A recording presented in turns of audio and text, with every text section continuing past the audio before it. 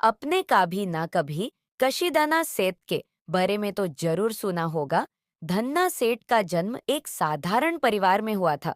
उनके माता पिता ने उन्हें नैतिक शिक्षा दी, जिसमें मेहनत और ईमानदारी की महत्ता शामिल थी।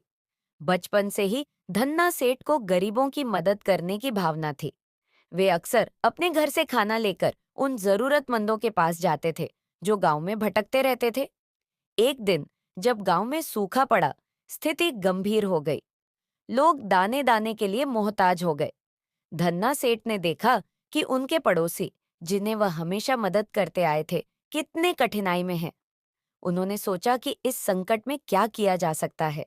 अपनी छोटी सी जमा पूंजी को एकत्रित कर धन्ना सेठ शहर गए और वहां से अनाज खरीदा।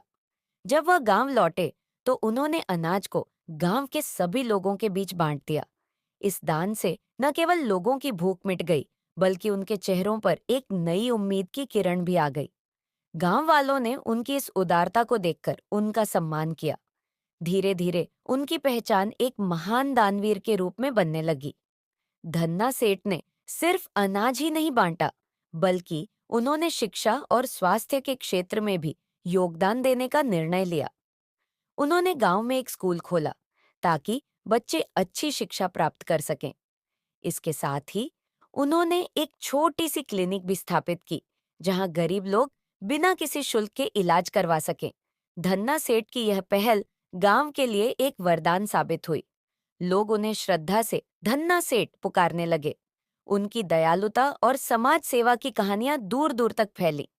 उनकी कहानी हमें सिखाती है कि सच्चा धन केवल भौतिक संपत्ति में नहीं है, बल्कि यह उस सेवा में है जो हम दूसरों के लिए करते हैं। धन्ना सेठ की जिंदगी एक मिसाल है कि कैसे एक व्यक्ति अपने आसपास की दुनिया को बेहतर बना सकता है। आखिरकार धन्ना सेठ का नाम आज भी लोगों के दिलों में जिंदा है और उनकी दया और मानवता की